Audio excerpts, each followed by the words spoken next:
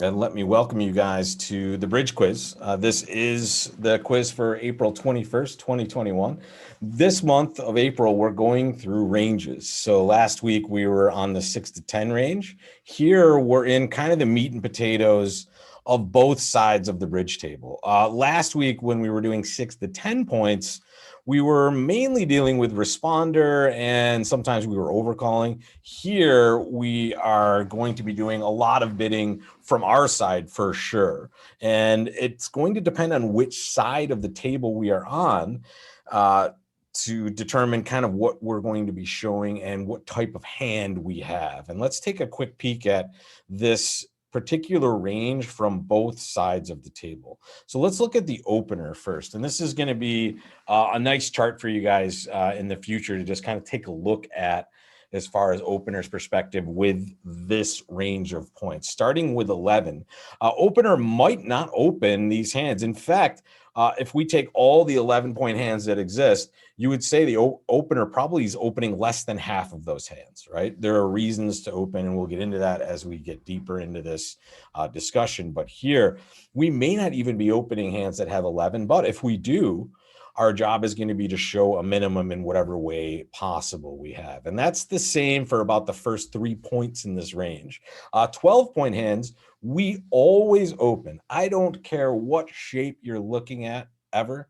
You open 12-point hands 100% of the time, right? So that's exactly the rule we're going to follow. So even if it's an ugly 4 triple 3 12 count, we're just always opening those hands. 13-point hands are also obviously opening hands, but now we're starting to get into the second bid and what 13-point hands do. 11s and 12s are always showing a minimum. 13s are kind of in the middle of our minimum range. And the range we're talking about here is this one, guys. This range, I'm actually pulling from the wrong side here. Hang on a second. This range right here.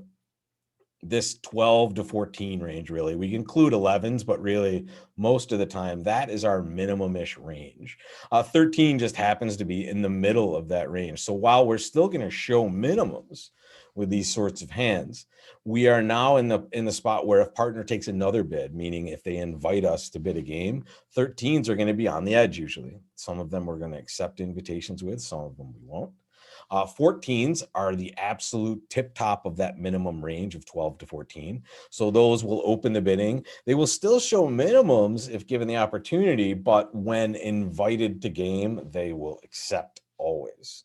15 is also included in our minimum range if we are doing certain things. So usually if we had 15 and we were balanced, we would open one no trump. But let's say we open some sort of unbalanced hand. When we are raising our partner, let's say, or when we're rebidding our suit, we're going to treat this as a minimum as well. And now these last 2 points here, let me get my fat head out of the way here. These last 2 points, 16s and 17s, these are our extra values. And these are extra values where we're going to get to show them usually, but sometimes we're just not. And we'll talk about when those times are where we can't show our slight extra values in these spots. Obviously, if you're balanced with 15s and 16s and most 17s, we're going to open a no trump. But these are for times where we didn't open one no trump, let's say. Okay. When we get to the other side of the table, it's a totally different animal, right? So here, as the opening bidder, when we open the bidding, we expect our partner or our hands to be containing that minimum range at least, right? So we're already starting at this level. Whereas responder, they start at like the 6-point level, right? So when we have bigger hands as responder, that's where we get a little more excitement from that side of the table. And let's take a look at it from their perspective here. This 11 points for responder is the start of a very important range. And this is our invitational range, guys. When our partner opens the bidding and we have 11 or 12, we should just always be inviting. Right? So this is very important. It dials in this lower end of this range right away for us. That's the bottom end of our invitational range. And it's a very tight range. It's 11 or 12 usually. And in fact, some 12s are going to come up to a value of game forcing anyway, right? So here, 11's always invitational. Some really good 10s that kind of evaluate to 11 will be in there. And someone's asking that question in the chat. Ginny, yes, we're going to evaluate our hands in certain ways that we're going to add some points to, right? So let's say I had a really good 10-point hand, but I had ace, king, jack, 10, fifth of a suit, right? That might equate to 11, or let's say you have some fit points, things like that. So yes, we are adding certain length, or if we have a fit, we're counting our extra shape points to get to these numbers usually. The responder with 13 is in always game forcing mode, right? So anytime responder has 13 points or more, right, we are going to make game forcing bids at some point. Remember, we might not game force right away. We're not always going to have a 2/1 game forcing bid available. Sometimes we'll just wait, but eventually we are going to make game forcing bids. And this is kind of that lower end of our game forcing range, right? Our 13 to 15s, even though 15 is a little bit of extra values. And then when we get further down here, we're going to get to 16s and 17s, and these will be our, hey, partner, open the bidding. I clearly have extra value with these certain hands, but in either of these cases, we're not going to get too excited, right? Just because we have extra value doesn't mean we need to pursue slam. That'll be next week's hands when we have 18 to 20, right here.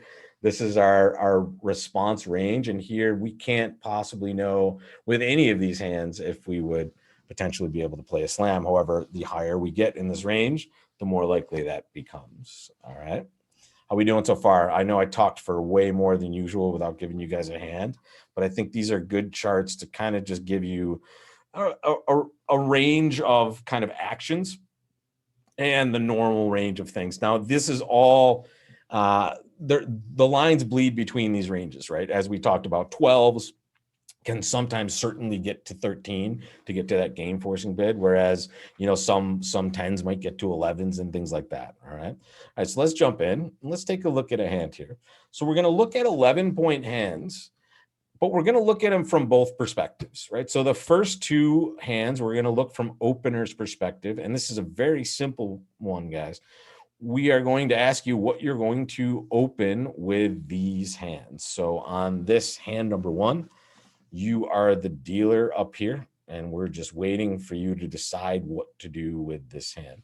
We're going to see 4 of these, 2 from opener's perspective, 2 from responder's perspective, and then we're going to go from there.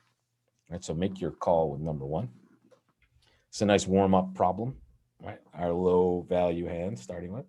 And folks, if you have any questions about this, you can put those in the chat. You can also put those right into the question and answer as well. No problem. I like it, Kelly. Same, Lee. Okay. If it matters to you guys, all the hands today will be not vulnerable, basically, but it shouldn't matter with most of the problems I've set up. Okay, number 2. What do we do with this hand?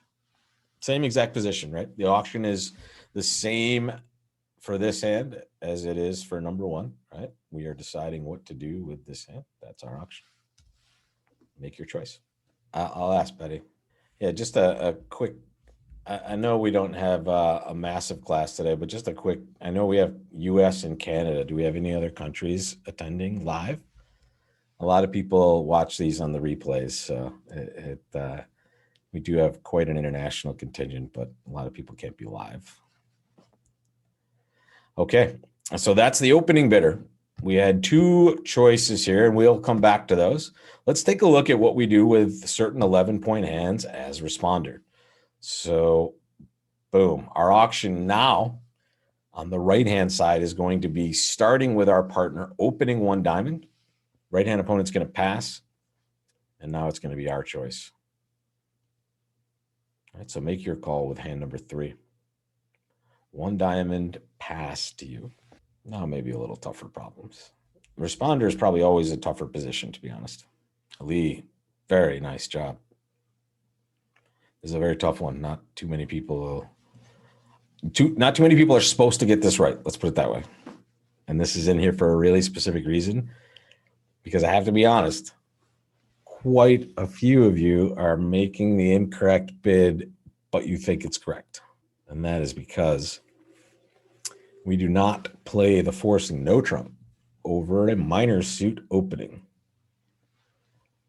Let me repeat that. We do not play the forcing no trump, which would be 6 to 12 over a major. We do not play that over a minor suit. So I will let you guys take a few extra seconds to reconsider if you have a different call you want to make. We only need to play the forcing no trump over the major suit openings, guys. All right, let's take a look at number 4 then. Here comes the last chance to excel. 1 diamond, pass to you. That's your hand. Make your bid. Okay, gotcha. Okay, Bob.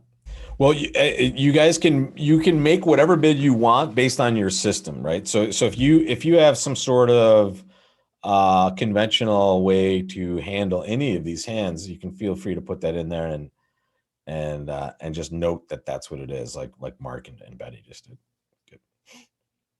Okay, so let's take a look at number 1 first. All right, first thing is first. This is not an opening hand. Guys, I'm a very aggressive opening bidder. I like to open 11s when it's right, and it is definitely not right on the hand number 1. The only time it would be right is if I were in third chair, right? So if partner passed and right-hand opponent passed, I would definitely open with this hand because now partner can expect this to be a lightish type position for our side. However, just as much as I do not want to open 1 diamond with hand number 1, I definitely want to be opening 1 spade with number 2. The big difference, guys, and really the only difference that matters as far as I'm concerned is the fact that we have a 5-card suit. Now, it is not relevant what suit this 5-card position ends up in, guys. It just happens to be really awesome when it's in spades. Can you guys tell me why that is?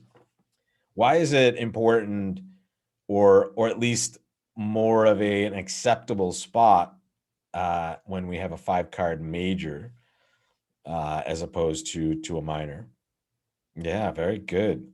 Good. It's more preemptive, or as so many of you are saying, like Lisa, Lee, and Ginny, it takes up so much room. It's more of a preempt. It's the boss trump suit, right? So we control the level. So when we get in there, even with a light hand with spades, we are now making it way more difficult for our opponents while making our job very easy. And let's just dial it in even further. If I'm telling you to open all 12-point hands, right? You're going to equate this as 12 because it's a solid 11 with ace, queen, 5th of a suit, right? So the opening bidder, this is kind of our choice with the 11s usually. That's going to be the biggest choice we're going to have. The rest of it's going to be easy, right? We're going to decide whether to open our 11-point hands, and the clear line of demarcation is these 2 hands, basically. Both 11, all the points working well in both the hands. 2 is automatic. 1 is almost never, except in third seat. All right, hand number 3. Now we flipped over to the responder side, and partner opened a diamond. This is 2 no trump, guys. So many of you fell into the trap of bidding 1 no trump with this hand because you thought it was 1 no forcing. It wasn't, right? We already discussed that. That's only over major suits. 2 clubs, however, would still be game forcing, guys. And we should all be playing 2 over 1 game forcing at this point. So if you bid 2 clubs, you forced a game with only 11 points. You're not good enough to do that. 2 no trump is perfect. In fact, it shows exactly what we want to show. It shows 11 or 12 balanced, that floor of our invitational range that we talked about, and it shows no 4-card major. That's it, right? 11 or 12 balanced, no 4-card major. That's exactly what we have. We're very happy to get in there and bid 2 no trump. The no trump responses after minor suits, and Lisa is saying exactly what I know all of you are saying. I never remember this bid, and you're totally normal. You're with the field, basically. No one ever remembers this bid because it comes up so infrequently. We're usually going to have a 4-card major to bid or something else to do. But here, think of this as a step system. Over a minor suit opening, 1 no trump, 6 to 10. 2 no trump, 11 to 12. 3 no trump, 13 to 15. All exactly the same, balanced. No 4-card major. There's our step system for our no trump bids. 2 no is exactly what we show. And this is awesome. There are 3 of you wondering, I thought this is 18, 19. That's when you open and then rebid 2 no trump, right? Remember, we're responder here. Our partner opened a diamond. This is our first bid. 1 diamond, two no trump is the correct call. The last one is two diamonds, right? Or it's three diamonds. This depends on whether you play the inverted minor suit raise, right? So we could bid two no trump with this one as well, except we should be more worried about the spade suit. If we play the inverted minor suit raise, right, we will be able to determine whether we have a spade fit before we bid no trump. So that's why two diamonds is better in this version than in number three. In fact, we didn't have a fit in number three, so it was a little different. But here we just raised to two diamonds. If we weren't playing inverted minors, but I hope you guys will reconsider or at least try to get on that train because it's so helpful with hands like this. We would bid three diamonds, right? This would be our natural invitational range, but you can see the problem with that. It chews up so much room that it might keep us out of three no trump. Okay, everybody okay with these first four? How we doing on speed and content? Anyone already confused? Closing up their laptop? Cursing Rob? All right, good. I won't wait for too many answers there. Here we go, guys. Let's take a look, and this is just notes for you guys later. Now let's take a look at some 12-point hands. Oh, good. There's a couple of questions before I get to these. Is Jacoby 2 no trump only after a major? Yes, good question. And that is another point of confusion that might have come up when it went a diamond 2 no trump. We only play Jacoby 2 no trump over the majors, the same as the 1 no trump forcing. Very good. And yeah, you should always play 1 diamond, 2 clubs as game forcing, right? That's why we play 2 over 1. We want to be able to slow down when we have really good hands, and that slows down really well, right? 1 diamond, 2 clubs, the lowest minor suits. We get to have lots of good discussions after those. Good stuff, guys. Great questions. All right, here we go. 12 points. You're the opener first. You opened 1 heart. Your partner bid 1 spade. Back to you guys. Make your call with hand number 1. I'm not sure I understand, Cheryl. What do you mean? Then why not 1 no trump forcing? Definitely not over a minor, right? We don't need it over a minor suit because we get to deny majors. And sometimes when partner opens a minor, no trump is the best spot to play. That's the key thing. If we want any more, just dial in your question a little more if I didn't answer it properly there. So 1 heart by you, 1 spade by partner, your call. Their 1 spade bid should show 4 cards. 4 cards or more, right? They could have 7 spades for all we know, but it's 4 cards or more. The way you bid here is you just type your bid into the chat, right? Or you can bid into the question and answer as well. Either way, your choices should be hidden from everyone but me, right? So you get a private choice of bids, and that's where everyone's going to put their bids in. Yeah. So, and also, as I always say, guys, don't be timid. Make your bids always, right? You want to make your mistakes here as opposed to out there. So when you make a decision, whether it's right or wrong, you're going to learn from it way better when you've actually executed that decision. Very good stuff. All right, number 2, come 1 heart, 1 spade. Back to you guys. That's right, Jeffrey. Now what? And I think I'm pretty sure until we get to our rebids, for the most part, or more complicated rebids, let's put it that way, the opening side of this equation is going to be much easier for most of you, I would say. You're just more, you're way more familiar with most of the auctions from opener's side, right? The responder side will be more difficult for sure. Okay, I'm liking these first 2 answers very much. Now let's take a look at the responder side with 12 points. So here, the auction on the right will be our partner opened a diamond. We initially responded with 1 heart, and our partner has now bid 1 no trump. Okay, so just make sure you're recognizing, guys. We saw our partner open 1 diamond. We responded 1 heart, and our partner made their rebid of 1 no trump, and now it's our choice. Make your call. Don't second guess too much. I can definitely tell you the 2 most common mistakes my students will make. They will either overthink a problem to a degree where they take themselves out of a really good choice into a really bad choice, or they'll just be way too fast.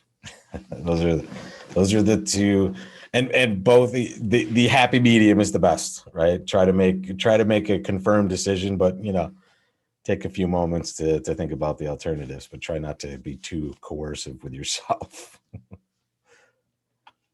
All right. So a couple more seconds on hand number 3 here. Again, the auction on the right, partner opened a diamond and then rebid a no trump after your 1 heart. Good question, Jeffrey. What do you think? What makes sense? No, you're right there. You're right there. You're exactly where you should be for that. Because remember, partner has 12 to 14, right? That's what that 1 no trump bid showed by partner. And now this last one, number 4. What are we doing? This is a special circumstance that many of you may have a way, just like Ginny just did. Nice job, Ginny. You remember all the stuff. Karen and David as well. Good stuff. Good question, Lee. We're going to find out for sure. That's all right, Bob. This last number 4 is a problem hand, and it is a problem hand that has a solution conventionally, right? And most of the hands that you'll run into that seem to present a problem are solved by some other smart bridge player at some point. It's the good thing. I came to bridge at the perfect time. There was always some solution to the problems I found. Okay, good stuff, guys. Very good. This was a nice set. All right, first things first, we're going to go through the first 2 hands pretty quickly here. If I can get there. We right? Good. Let me make sure I'm in the right. Okay. I forgot to take away my animations on this page, but first things first. There we go. 1 no trump for sure, and 2 hearts for sure on these first 2. You guys were nailing these. There's no reason to do anything differently. The only thing that might have thrown you was this diamond position here, right? A lot of you, or some of you, not a lot of you, some of you thought of this and said, well, I can't bid a no trump because I don't have the stop. That's irrelevant, guys. The opponents haven't bid this suit, and all we're doing is describing a balanced minimum, right? We don't want to rebid 2 hearts. We don't have 6 of them. All right, so we just make our 1 no trump bid, 12 to 14 balance, and we're denying 4 spades. That's all partner knows. Hand number 2 is the exact same hand, except it has a 6-card heart suit. And the only other huge difference is the ranges are slightly different with these 2 minimums. This is always 12 to 14 balanced because we would have opened a no trump if we had 15. This is 12 to 15 always. And the same would be true if, let's say, we raised partner suit, or let's say we raised spades. That's our minimum now, right? Because now we know we weren't going to open a no trump with a 6-card major, right? So our minimum kind of extends to this 15. That's just a small detail for these 2 bids. Basically the same. The rebid of the suit or the raise of partner suit would be that 12 to 15, slightly wider of that range. Now let's get to the fun ones. This number 3 is always 2-0. Just say it with me. When I have 12 points, I will always at least invite. And let's get us back to the actual lesson at hand here. Okay. Let's hope we're on the right page here. There we go. Okay. So when we have 12 points, we invite absolutely always and forever, right? So we're going to at least invite with 12, right? So this hand is an ugly 12. Some of you are saying not enough points or kind of blah. You're right. This is a relatively ugly 12-point hand, but it is a 12-point hand that opposite partners 13, really good 13 or 14, should be able to make some games, right? So we invite game, and yes, this is always invitational here, right? And that's all it really can be. Think of the bids of 2 no trump and 3 of a major, unless we're doing something conventional in competitive auctions, as just our standard invitational bids, right? So we are certainly going to be in these auctions with these invites. The spade position, I might be a little worried about, but I expect partner not to be totally wide open in that suit. And again, remember, the opponents have not bid anything at all, right? So with my scattered values, I rate to do pretty well. And I'm not terribly worried about being in 2 no trump with 23 points, right? We might occasionally buy a bad hand and go down, right? But now we're just missing so many games if we fail to invite with 12. However, let's take a point away. Let's take like the Jack of Hearts away from this hand and make it a small card. Maybe you pass sometimes, right? Especially if you're 4-3-3. However, the last hand is a game forcing hand. That's the one thing we have to make sure we're aware of initially, even though it only has 12 points. Which hand looks stronger from your side, guys? Which hand looks like it should play game opposite partner's opening hand? Is it number 3 or number 4? They're both 12, but number 4 is so much stronger than number 3. It not only has better intermediate cards, but it has a very nice 5-card suit, which happens to be a major also. Ace, queen, 10, 8, 4. That is really nice stuff right there. So here, this 12 points upgrades to 13. So remember, when we're responding, we're going to game force at some point when we have 13. The real question is, which game should we play? And those of you that were on the ball were aware that you can't know that yet, which is why you use a convention called new minor forcing. And this 2-club bid is just a bid that says, hey, partner, I have at least an invitational hand. I'm not forcing the game, but I have at least an invitational hand, and I want to know more about your majors. Tell me more. If partner shows a heart fit, we'll bid 4 hearts. If partner denies a heart fit, we'll just bid 3 no trump, and we will hope that they're on their A game for the declaring. Everybody okay with this? Especially these last two. These are the ones that are, honestly, I think more people struggled with number 3 than number 4. All right, number 4 was the one most of you nailed, and if you missed it, don't worry. This is the next time for you to miss it here, and hopefully this will avoid you from missing it in the real world. But this will usually look or feel to you weird. It should. You should recognize, okay, if you just think about it this way, I have game, yeah, or at least if you're not even evaluating, I'm very close. You don't know which game it is yet because you haven't ruled out that hard fit. This convention is here to help you. Minor, major, no trump, new minor forcing. Right? 2-clubs says, I have at least an invitational hand and I still want to know about your majors. It does not guarantee 5 hearts. It could contain a hand that has 4 hearts and 4 spades, right? In the modern style of bidding. But most of the time, I will say a vast high percentage of the time, we're going to have 5 of that major we bid. That's the most useful, or sorry, that the most amount of times we're using new minor forcing, right? Or for that reason. You guys, I'm going to give you a couple more seconds before we get to our 13s and 14s. All right, good. All right, so we're going to bid our 13 to 14 point hands separately for a variety of reasons, but we're going to do an opener's 4-hand set first and then a responder's 4-hand set next, because to be honest, these are the hands that you're going to see certainly most often as opener, and as responder we have certain ways we can go about navigating a lot of these auctions with these hands for sure. Sorry, on the last hand, guys, real quick, there's one quick question. This bid here, that just showed 12 to 14 balanced, guys. 12 to 14 balanced. And it denied 4 cards in the heart suit. Good. All right, next case. So here we go, guys. The auction is us as opener. We've opened 1 spade.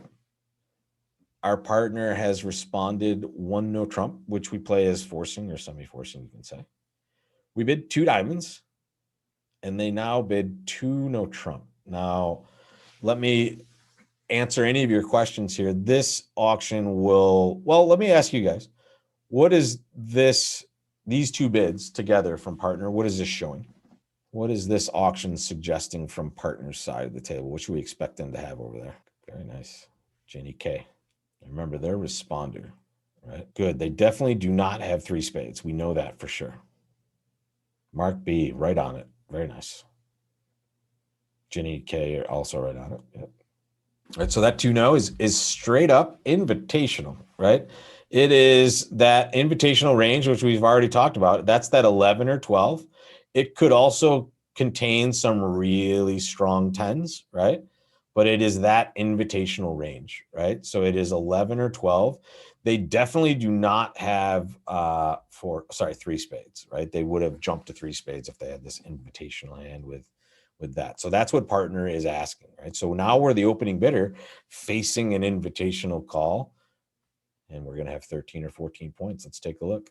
It doesn't guarantee stoppers in the other 2 suits necessarily, but it is a very, very high probability of yes. Not only cards, but stoppers in those suits for sure. It would be very unlikely for partner to be wide open in one of the unbid suits on an auction like this, even though Technically, they're not guaranteeing stoppers, but they should be guaranteeing some length, which can serve to be a stopper for sure. What are we doing with hand number 1 on this auction? I like what I'm seeing in the chat, guys. Good conversations. And honestly, these are what you're typing into the chat. I hope all of you that are doing that are having the same, and I know you are because you're typing it out, but you're having the same thought process at the table, right? Make sure to don't get panicked. Just go back to that whenever you feel like, maybe you're playing poorly and you're not figuring stuff out. A lot of us just forget to have this kind of thought process. Right? Keep to that. That's what these practice sessions are for. All right, number 2, make your bid. Again, same auction for all 4 of these hands, guys. 1 spade by us. Our partner bid a no trump. We rebid 2 diamonds, and partner now bid 2 no. Everyone is good job. No, then you guys stop worrying about stoppers. Partner is going to have. I'm trying to put this as diplomatically as possible that we'll all kind of will soothe or assuage our fears a little bit, because so many worry about having a suit unstopped when you shouldn't be. The times where you should be worried about a suit being unstopped is when it's abundantly clear that the opponent should lead it. Usually an example is we bid 3 suits and then settled on no trump and never bid a 4th suit, or when the opponent's a bit of suit, or when they've been able to make a lead directing double. Those are the times we're worried about stoppers, right? Other than that, don't worry. All right, number 3. If you can, yeah, exactly. If you're playing bridge, that is a good thing. Don't worry, be happy is a very good thing. It's easier said than done for sure. And for the good thing is most bridge players only tend to get mad or upset with themselves, which is important.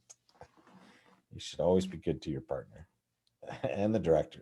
Yeah, and I have to, there's an interesting way this slide is set up, basically. And it wasn't necessarily conscious effort, but it worked out this way. Absolutely. I agree with you, Lee. In fact, the first 2 are certainly much tougher for sure. All right, how about this last one? Number 4. Make your bid. That's good. Even if you're not sure, make your choice for sure. Very important. And then we're just going to establish a pretty simple rule on these hands.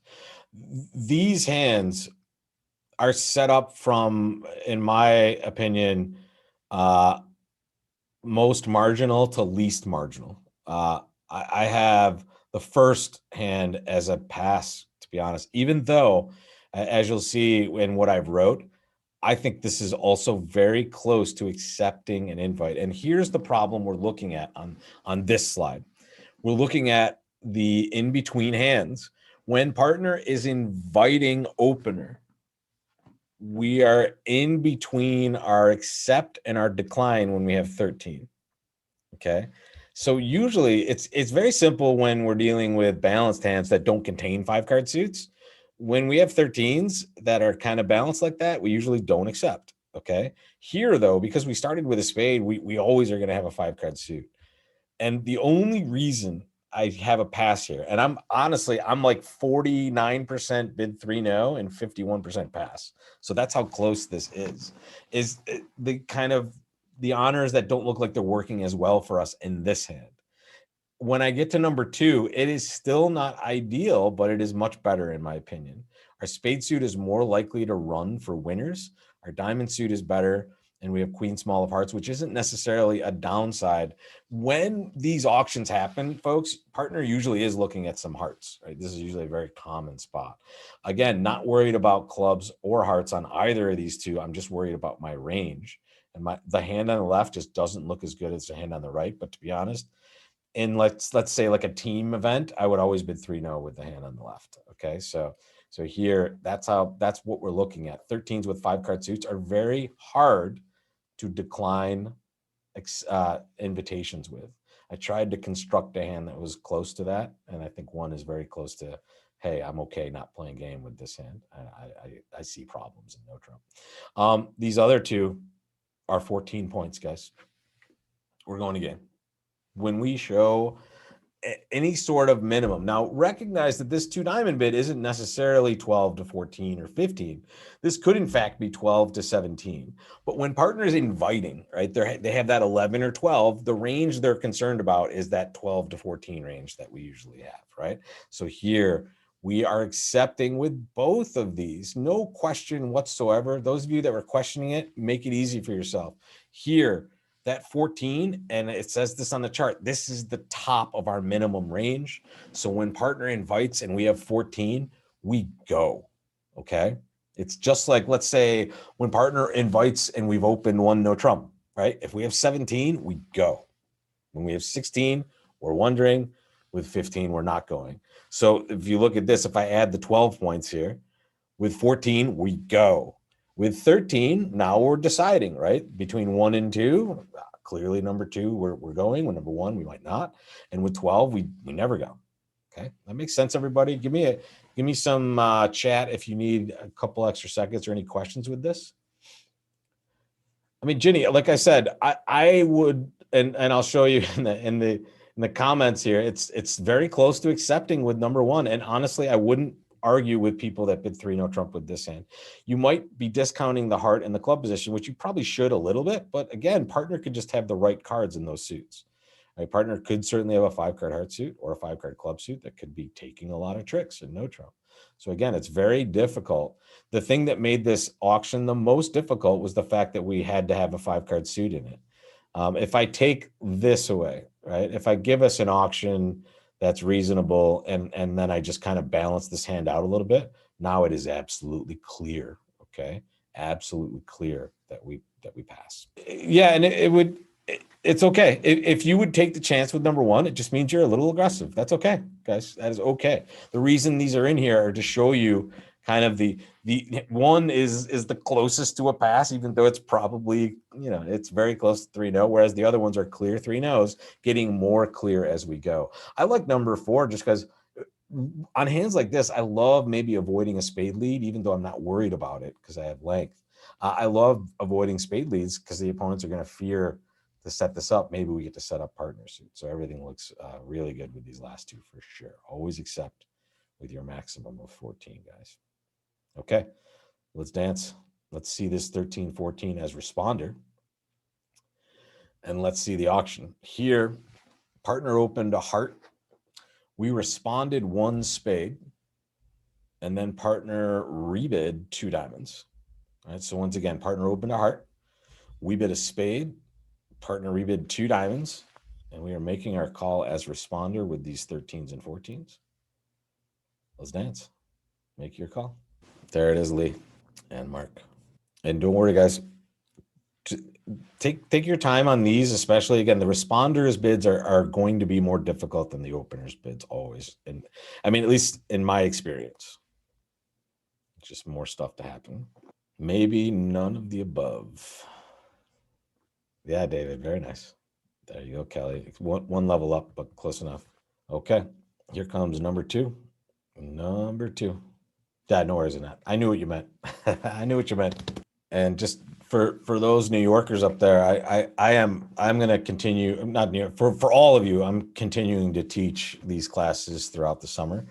But I'm going to be live in some places as well. One of those will be New York in June. So I'll keep in touch. I'll probably be there for a few days. And I'm definitely going to hold a course somewhere in the city if possible. Right in Manhattan, probably.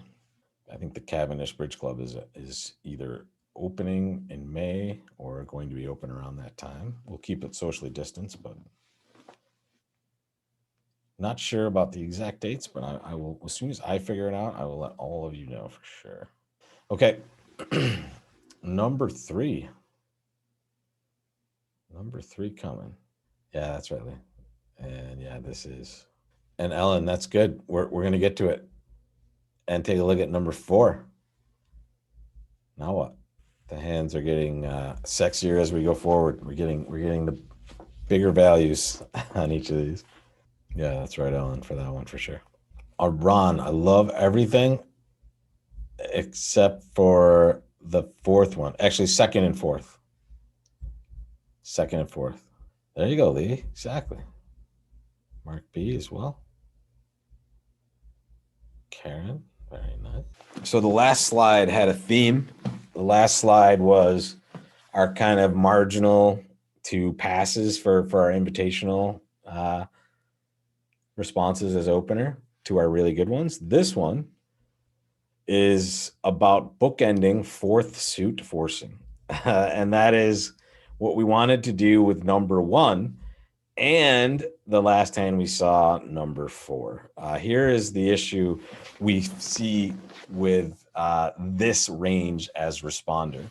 It is much easier when we get to game force right away, right? So if we were able to bid 2 clubs, let's say, initially, it would be a much easier auction with your 13s and 14s as responder.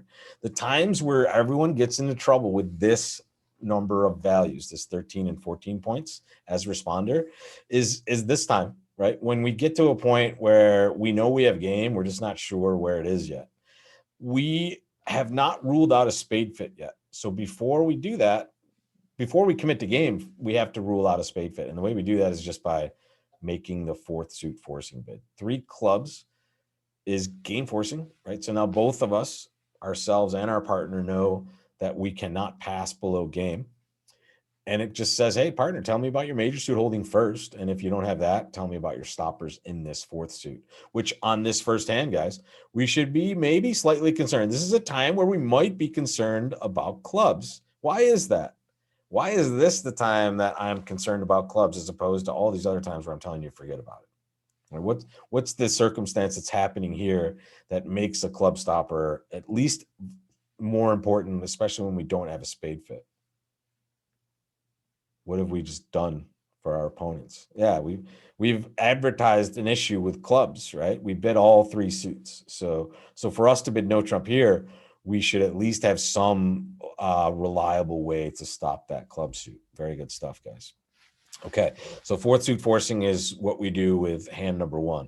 Hand number 2 is actually very straightforward. I was really proud of all you guys that just bid 4 hearts with this hand. This is perfect, right? This is a spot where we get to show a good game forcing hand. So, excuse me, a game forcing hand with 3 hearts. That's not great, right? We get to show just a normal game forcing hand. We responded 1 spade originally. Partner bid 2 diamonds, and here we could make a fourth suit forcing bid. We could bid 3 clubs and then bid 4 hearts, but that would tend to show maybe a slightly better hand. We're a bare minimum 13, right? Which is our minimum game forcing value, and we're flat. So just bid 4 hearts. You have an 8-card heart fit, and the partner will know, oh, okay, partner has some sort of like very bad 13 or 14 that they just want to game force with.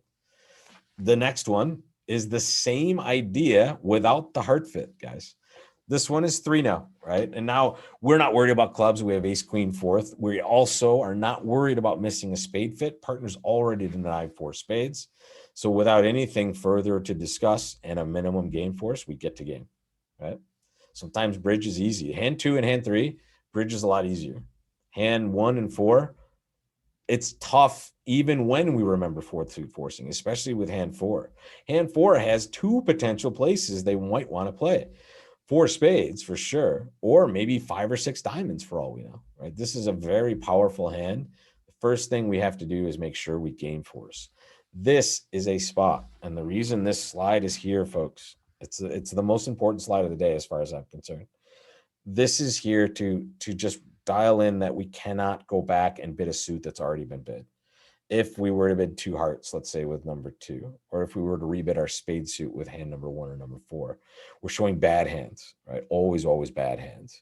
When we don't get to game force first, we have fourth suit forcing available many times. And when we don't have that available, we just have to make sure we make some sort of forcing bid to continue this auction and get the information we might need to make the best choice. Everybody okay with this one? Talk to me in that chat. So diamond support would be weak-ish, right? We could bid 3 diamonds with this hand, number 4. It's a good question. You weren't the only one that had this question, but that's not forcing. And we definitely want to play game, right? So 3 diamonds would be more like, hey, partner, I have an invitational hand that's unbalanced that has a diamond fit, right? And it would be more looking for no trump in a sense anyway, but it would certainly wouldn't be forcing. Partner could pass that. When we rebid a suit that's already been bid, partner could definitely be passing, right? So here, you don't want to chew up bidding room without getting the information you're looking for either, right? So you bid 3 clubs, you start at the lowest possible spot. And then if partner denies spade support, you'll make your next decision then. Everybody okay with that? Yeah, even if you jump to, let's say I jumped to 4 diamonds, right? That would also not be forcing. Because, and think of it this way, from partner's perspective, if you jump to 4 diamonds on this hand as the south player, what's partner going to know you didn't do that you could have? They're going to know you could have been 4th suit forcing, right? That's how bridge bidding is so amazing. I have to be honest. I love bidding. I mean, I love bridge, so don't get me wrong, but I love the inferences from bidding because it can reveal so much, not just what you do, but what you don't do. The robots definitely play 4th suit forcing. It's one of the conventions they know well. And I have to say, I wish all bridge bids in conventions could be named so well. It is 4th suit forcing to game. It is perfectly named. And I couldn't be happier with this particular one, especially because of the real problems it solves. Hand 1 and 4 have issues as far as location of game. And it solves that issue immediately. Good stuff, guys. Here we go again. Here's some 15 and 16 point hands. As the opener, we're going to look a little deeper into the auction. It's very simple to know what to open with 15, 16 point hands. You're either opening a no trump or you're not, right? Here, we've already opened the auction for you. You've opened a heart. Your partner has responded a spade. And your question is, what do you do with these 15 and 16 point hands on the way back? Right? Make your bid with number 1 first. Pace seems pretty good today. You guys are crushing it. We're about 30 minutes away from the finish. So buckle your brain down, get ready for some good bridge to the end. And I will definitely leave you with about 10 questions after the fact as well. We'll find out, Lee, for sure. Yeah, 1 no trump would show 12 to 14. It would also show a balanced hand. Okay. So we would never consider a 1 no trump response with this one. We would be distorting the shape quite a bit. All right, here comes hand number 2. Make your call with this one. This is where the opener's decisions get honestly more difficult for sure, right? Because now the second bids are always more difficult, and then thirds and fourths for sure. You might be right, sir. You may, in fact, be right on that one. Yeah. Well, partner's response shows 6+, right? They could have 6 points. They could have 26 points. Maybe not 26, but you know what I mean. Okay. Now let's take a look at this range from responder. Right? Responder has way more information, obviously. Except this time their partner opened a no trump. So what do we do with hand number 3? Just testing a couple of specific spots with your response. Very well spoken, Lee. Good stuff. Okay, let's see number 4 now. We'll get to that as we discussed, Jeffrey. Very good question. And you guys are noticing the theme for today. When we're on the cusp of one of the ranges, it gets more into an evaluation of your hand problem than a rule, right? So some of you just counted up your points on number 3 and said, hey, this is that within that range of a quantitative bid. But then maybe when you see number 4, you'll realize what we're going for here. And the difference in the strength of these bids for sure is big. Right, so 1 no trump by partner. Number 4, what are we doing? And then we'll give you the solutions to the rest of these. Yeah, exactly, Jenny K. All right. Yeah, you wouldn't. A good question in there is you would never want to show diamonds with number 4. You would confine yourself to a no trump auction pretty much always. Okay, so let's look at number 1 first. This is 2 diamonds. So many of you were overbidding with this hand, or misrepresenting your shape. To be honest, let's make the ranges more clear. And I think if I still have that range chart in digital format, I'll paste this to the actual lessons for all of these 3, the last week and next week, because it's a good range chart to have for a responder. But let's talk about openers rebid. When we rebid our no trumps, it's 12 to 14. Okay. When we rebid our suit or we raise partner suit at the lowest level, it is 12 to 15. We've talked about these two ranges so far. Okay. When, however, we rebid a new suit, right? So we've opened a suit and we rebid a suit at a lower level, not a reverse, just a spade, two diamonds, heart and no trump, two clubs, something like that. That range is more to the category of 12 to 17 or even sometimes 18. Okay. So the problem is we are frequently, as the opening bidder, going to have hands that are unbalanced and too strong, right? The hands that we are in that no trump range, but we're not balanced, right? This is one of these hands. So when we, again, and I'll repeat it, it's a good one to hear again.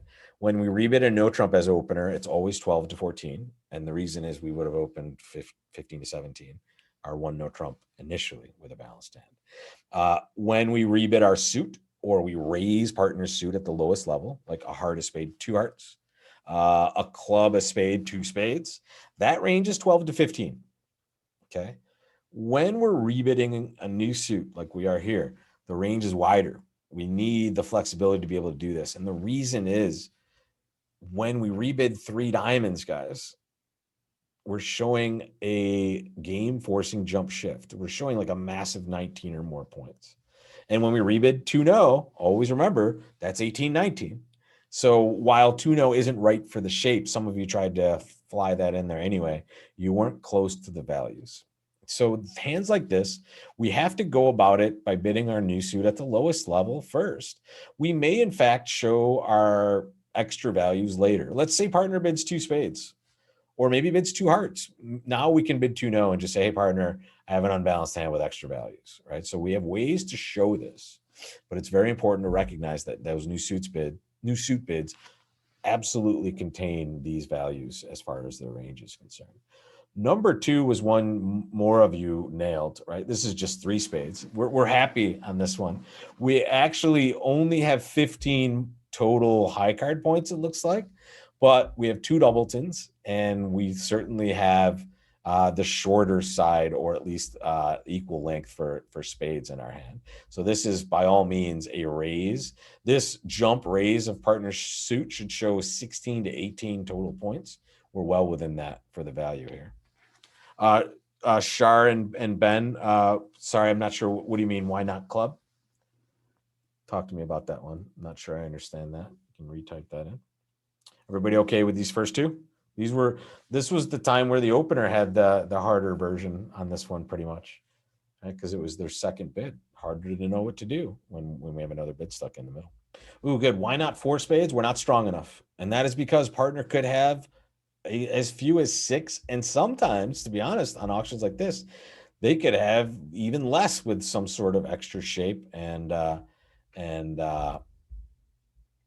I don't even know where our train of thought was going there, but yes, they could certainly have. Sorry, they could certainly have stretched a bid with some extra shape for sure, right? So we can't bid four spades. That would show more like 19, right? That says, hey, partner, opposite, you're 6.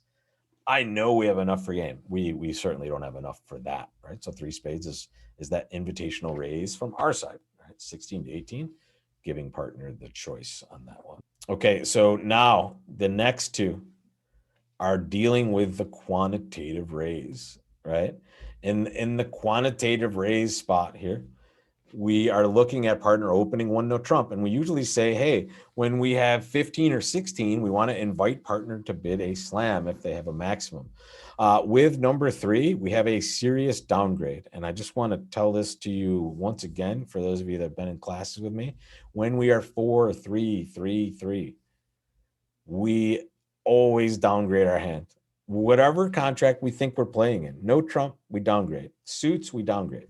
It is a hand that doesn't have as much worth as other shapes would have.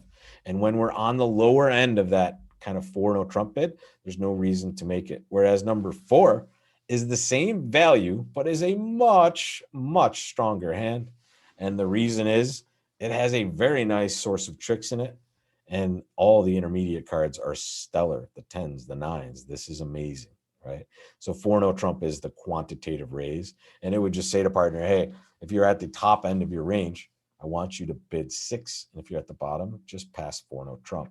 Hand number 3, we have to recognize also we would need partner to have 17 to even be close. And remember that partner's really good 17s are probably not going to open a no trump. They're going to do something else. And we might see an example of that in a second. Yeah, it's okay. It's okay to misclick in this class. Nothing bad. You're never getting scored here. So don't worry about those misclicks when they happen. You know that I'm the king of the misclicks on Bridge Base. So I feel your pain for sure. Yeah, and with Sally, yes, you're right. So here, clearly, when we are bidding 4 no trump, we're not worried about playing 4 no trump, right? So we're certainly not stretching too far if we're trying to play 15 opposite 15. We should be able to take 10 tricks and no trump almost always. However, number 3, you don't want to play in 6 with that hand. That's the key. The thing I said about number 3 is downgrade when you're flat. When you are 4 3 3 3, you don't treat your hand as strong as you think it is. Now, don't get me wrong, if I have a 4 3 3 3 19 count, I'm not upset. Right? That's still a very nice hand, but it's not as good as a 5 3 3 2 19 count. Right? Just that the other hand has more trick taking potential. That's it. Yes, that's exactly the meaning of 4 no trump, and it asks legitimately the same exact question as 2 no trump used to ask.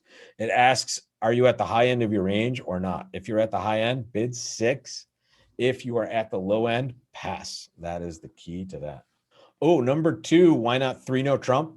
Again, you don't have enough points to bid 2 or 3 no trump, right? And you have a spade fit, so you always raise spades for sure. If you're talking about number 2, if you're talking about number 3, we just bid 3 no trump, right? We have enough to play game, and we should recognize that we're not going to have enough to play slam. Okay, next case. Here's some 17-point hands for you.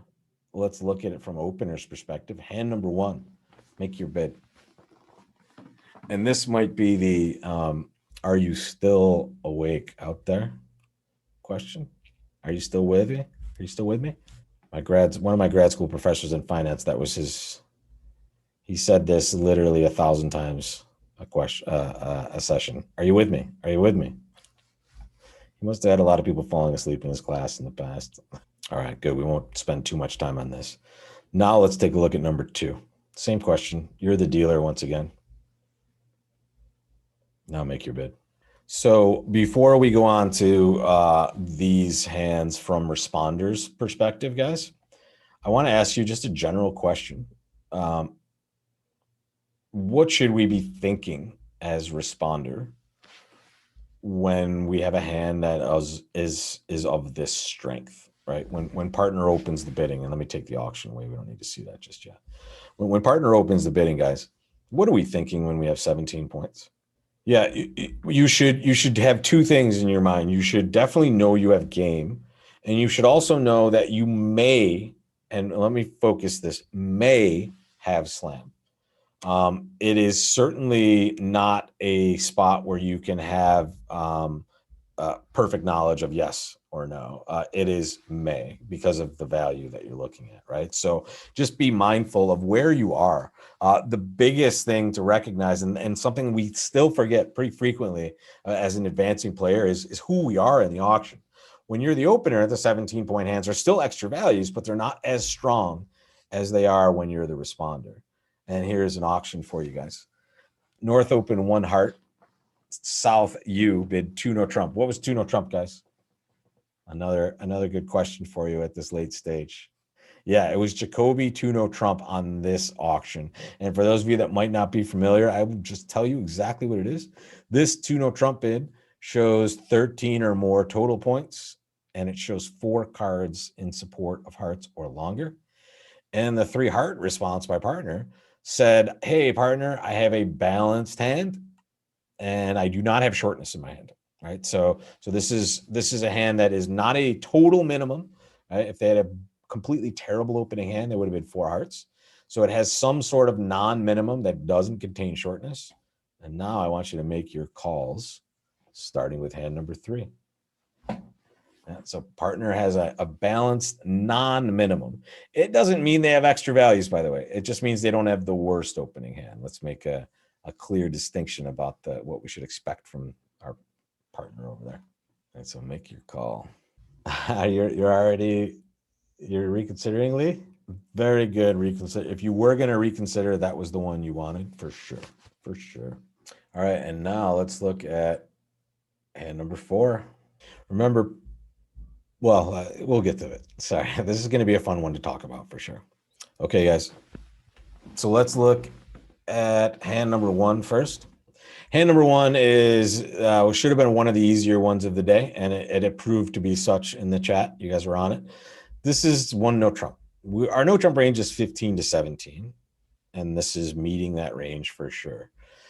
The reason these two are here is not for hand 1, it's for hand 2. Hand 2 is too good for one no trump. Why is that, guys? Why am I just drawing a big line between these exactly the same high card points, right? They're both 17. What's the difference? And it is a common theme all day. It's the good 5-card suit. So I don't want you guys to get confused. And again, I always sound like a broken record when I say this, but it's such an important concept. We are not treating this as an unbalanced hand because we have a 5-card suit. We are treating it as a stronger hand. We still will treat this as a balanced hand, and we will do so by opening one club, hearing a response from partner. Let's say they bid a major 1 heart. We will now bid 2 no. Right? We'll bid 2 no trump showing 18, 19 balanced. And that's the way we're going to treat this hand. We're going to upgrade it. And the wisdom here is, think about it. When we open a no trump, we have a tight range, but it still has flaws in it, mainly when we're at the very high end of the range. So 15s and 16s, if I take a point away from number 2, I always open this one no trump, no matter what. But when I get to 17, and I also still have this nice 5-card suit, I treat it as 18, 19. And Sally, I'm so glad you said this. This is exactly why it's the club suit. You said, I thought it's for the majors. It's not. It's anytime you have a good 5-card suit in 17, you treat it as 18, 19, or 18, right? You treat it as a stronger version of the same hand you're trying to show, right? So very important, any 5-card suit. And you were not the only one with that question. There were quite a few of you wondering if this was just the majors. It's not. It's anytime you have a good 5-card suit and 17, treat it as 18, 19. Bingo. Okay, number 3. This was just key card, right? You have a hand where partner doesn't have a total minimum, and you do not fear 2 quick losers in any suit. In fact, the only thing you really need to know about are the aces and the queen of trump. And then you'll decide what to do after partner responds to 4 no trump. If partner doesn't give you enough key cards, you'll just try to sign off in 5 and not worry too much about it. Not only is this hand 17, guys, you should always be tending towards slam. Not necessarily you have to play slam. Don't get me wrong. Just because you have 17 and both of these hands end up being some sort of try, doesn't mean you're going to play slam, but it's at least you should try to explore that slam when you're responding with 17. You do not need to make a control bid with this hand, number 3, simply because you're not worried at all about losing 2 quick tricks, and you don't have a void, right? So you don't need to make a control bid, because really 2 of the cards you need to know about are the trump suit cards, the ace and the queen of trump. Whenever most of the cards we need to know about are in the trump suit and we don't have 2 quick losers, if we intend to explore slam, we can do so by bidding 4 no trump, guys. All right. However, number 4, there's a clear problem, right? Number 4, we still want to explore slam, but we have 2 possible quick losers in one of our suits, the club suit. So here we cannot bid 4 no trump. Partner could give us the perfect response and we could still go down and slam because we haven't verified that we're not losing 2 club tricks. So with hand number 4, we bid 3 spades, right? 3 spades shows control at the lowest available level. And okay, this slide changed a little bit. I'll go back and change it back. Apologies for that, guys. But yeah, 3 spades is the only correct call with this hand. I have to go back to the number 4 slide here. That is the correct call with this this number 4 here. So apologies that it was in the has the wrong answer here, but correct bid is 3 spades for sure. right? We want to show control at the lowest available level, and that is here, right? We're at the 3 heart level. So if I bid, let's say 4 diamonds like this slide is suggesting, which is the wrong slide, I would be denying not only club control, but also spade control, right? The 2 suits that I bypassed to bid this. So the correct here, and it will be correct by the time you get these notes, is 3 spades. Recognize that both of these communicate a ton of extra values, right? The 4-no trump bid is obviously has to be extra values, and here we are the ones investigating because we know partner isn't a minimum, and not only do we have 17, we have extra shortness, and we only need to know about those red suit cards. Number 4 has a clear issue in it, right? Number 4 has a clear issue in this club suit. If we have the possibility of losing a couple of quick tricks, we need to actually investigate further. 3 spades says 2 things. It says, hey, partner, I have extra values. I'm interested in playing higher than game, and I'm not sure if we belong there yet, or at least from your perspective, that's what you should be thinking.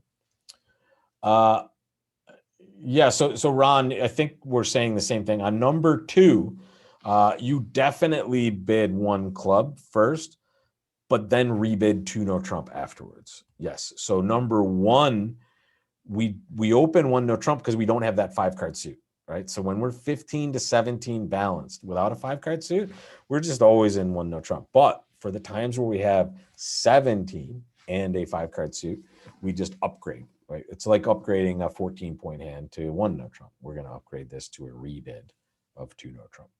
I think that answers your question. Let me know if it doesn't. All right, guys, any more questions on this slide before I go forward? Good. Would I consider a splinter on number 3? No, and the main reason is I don't have the room, and my hand is too strong, right? So if I have a minimum game forcing hand, and for those of you that might not know what a splinter is, forget what I'm about to say, but if I were considering doing it with hand number 3, I would want to be at an opening hand when I add all my points together and not much more. When I have bigger hands like this one is, I bid 2 no trump because I get more information and I slow the process down a little bit. And then as you can see, I get to kind of take control with these values for sure. So the big difference between 3 and 4, Betty, and this is a good question. The question is, it's hard to see the difference. The one main thing they have in common is both want to explore slam. The big difference is for hands 3 and 4. Our hand 3 is much, much stronger than hand 4 because of the shape of it. And hand 3 does not have a major flaw in it, meaning hand 3, we know we will win the first or second trick in every single suit we're looking at. Hand 4, we cannot say that about, right? Hand 4, we may in fact lose 2 club tricks. So when we have this problem, we cannot be jumping off and jumping to 4 no trump. We cannot get to a slam that we might go down in if we lose those first 2 tricks, which are a possibility. Hope that makes it clear. And yeah, you weren't the only one with that question for sure. Yeah, good. I'm glad that clears it up for you, Ron. Awesome. Terrific. All right. So yeah, the 5 card suit is important. It doesn't have to be a major suit, guys. This one, number 2, so many of you thought that was major suit specific. It is not. It is anytime we have a good 5 card suit. And 17, it's worth more. And think of it just logically, guys. What are we talking about when we're dealing with no trump anyway? We're talking about tricks, right? The longer I have of a suit, the more tricks I'm going to take. And that's why we upgrade that position for sure. All right. Let's take a look at this last hand. I think we have 6 more problems and then we'll be done. We're going to bid this hand together.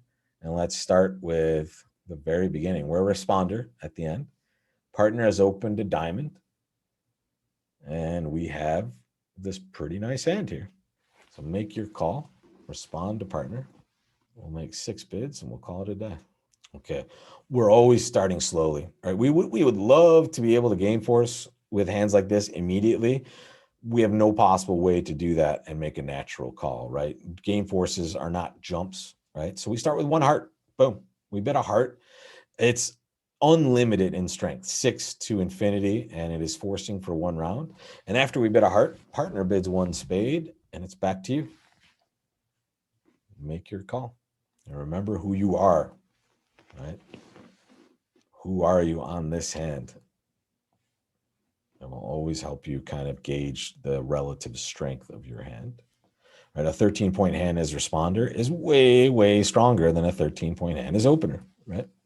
Should make sense to you. Bridge is an easy game. Jeffrey, I like you're thinking about this pretty often, but there's a better way actually, and a more deliberate way to get to this point. But this would be more of a time that it could be considered what you're talking about, Jeffrey, for lack of for not wanting to confuse anyone else. But this is the time that it would be more appropriate. Let's put it that way. Okay, so the only correct response with number 2 here is fourth suit forcing. It's 2 clubs, guys. You're way too strong to bid 4 spades. Let's make that one thing very clear here, right? You can't bid just 4 spades because you may in fact have a slam. And remember, this range for partner is still this number, 12 to 17, sometimes maybe even 18-ish, right? So partner could definitely have some extra values still on this hand and bid it this way. And we have a massive amount of extra values, not just with our high card points, but we have a singleton club. That's a suit that hasn't been bid yet. Oh my goodness, it's amazing. 3 spades, which is a bet many of you made, would actually show invitational values and 4-card spade support. So it would be that 11 or 12, right? That invitational responder range, maybe a really good and sexy 10 or something. But that was what 3 spades was going to show. And 4 spades would just close it out, which may be okay, but maybe we miss a slam. So here we just make the 4th suit forcing bid, guys. 2 clubs. We bid all 3 suits. We make the 4th suit forcing bid, which says to partner, hey, we are going to game. It says nothing else. It says nothing about clubs. Clearly, we only have one of them. This is a means to an end. And when we game force, our partner bids 2 no trump, which says to us, hey, I do not have 3 hearts, but I have a stopper in the club suit. Now make your bid, guys. And think of the logic of this whole scenario. Right? The whole point is to slow down and to make sure we both know where we belong. Some of you might have skipped a step here. Almost, Jeffrey. You have an important thing to do first. Where do we know we're playing this, guys? Very nice, Virginia. Ginny G, excuse me. We know we're playing in spades. Does partner know it yet? We know. Does partner know? Not yet, folks. Partner has no clue why we game forced. They just have the knowledge that we made a game forcing bid. Now we get to actually tell our partner that we like spades by bidding 3 spades. Recognize that 2 things have happened here that are very, very important. We found a spade fit and we get to show it now, but also we game forced with this bid. So remember, the whole point of game forcing is to slow the process down. And once we're in a game force, the slower we go, the better we are. And here we want to show this better hand. So those of you that bid 4 spades after 2 no trump, you showed a little more than that direct 4 spade bid would have, but not that much more. So here we game force, and then we take the slow approach. And as a result of that slow approach, partner now bids 4 clubs, which is a control bid, which says 2 things. It says, hey, partner, I definitely have a desire to maybe play higher than game based on what you're telling me so far. And I have the ability to win the first or second trick in clubs. Make your call, folks. 2 more problems to go and we'll be done, guys. I like it. Good stuff, folks. Yeah. We don't need to control bid anymore. Partners told us enough and they can't possibly know how strong we are, other than we definitely have shown some extra values. So here it's just all about 4 no trump. We ask for key cards and our partner tells us that they have 2 key cards and they do not have the queen of trumps, which is spades, by the way, guys. Spades is our trump suit. So partners showed 2 key cards without the queen of spades. What do we do now? We're ending strong here. Ooh, I want to set some of you up as partners I want to set those of you that want to bid 5 spades up with those of you that want to bid 7 spades. That's the perfect partnership. I wish I could take a screenshot of this and give you guys each other's numbers. I love it because one of you is being way too aggressive and the other one's being way too timid, right? So the 7 spade bidders and the 5 spade bidders need to get in there together. The correct bid, though, guys, is 5 no trump, right? We can decide whether to play 7 by asking partner a question. We want to do 2 things here, folks. 5 no trump would ask partner about their kings, right? Specifically what kings they have. It would also tell partner that we have all the key cards, right? And we're looking for grand slam. So that's what we would always do. And if we bid 5 no trump, partner now bids 6 hearts, which says, hey, partner, I have the king of hearts. I don't have the king of diamonds. Now what would you do, guys? Partner denies the king of diamonds, shows the king of hearts. What do you do? Yeah, and that's exactly, someone put that exactly into the chat. Let me see who that was. It was good. Kelly, very nice. That's a very good way of dialing it in. 5 no trump. I'm going way too fast here. 5 no trump is dialing in for partner that we have all the key cards and the queen. So if they had all the kings or 2 out of the 3 kings, they could bid 7 themselves, right? So here we just bid 5 no trump. Partner does not show the king of diamonds, which is a card we should be concerned about. So we just bid 6 spades, guys. That's it. That is all we do. And Mark B, very good question in the chat here. The question is, I can't get consensus, or the statement is, on how to respond to the king ask. The only way, if you're playing key card, you've already talked about the king of trump, right?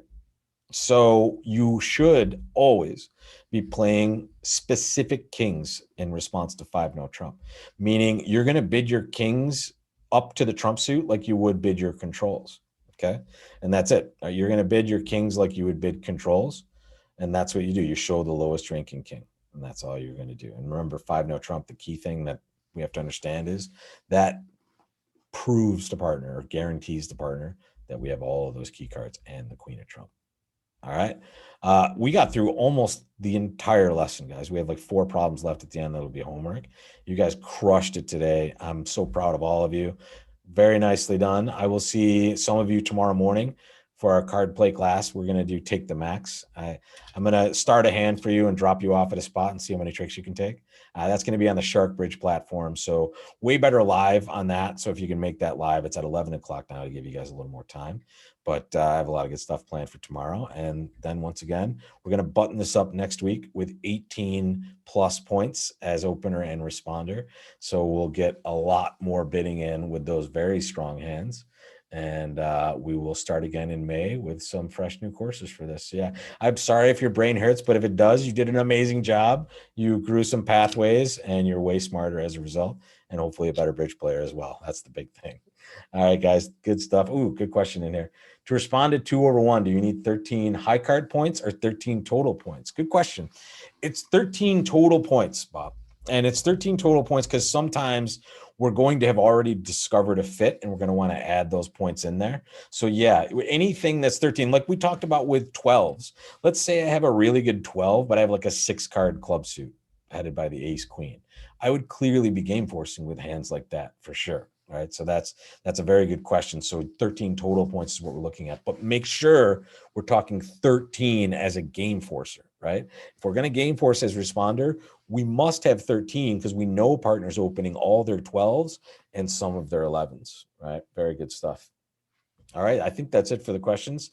Thanks again for joining, guys. You'll get these notes and the video replay, and you should get an email tomorrow, after class as well, which will let you know that this is loaded up onto the site. You'll be able to find that.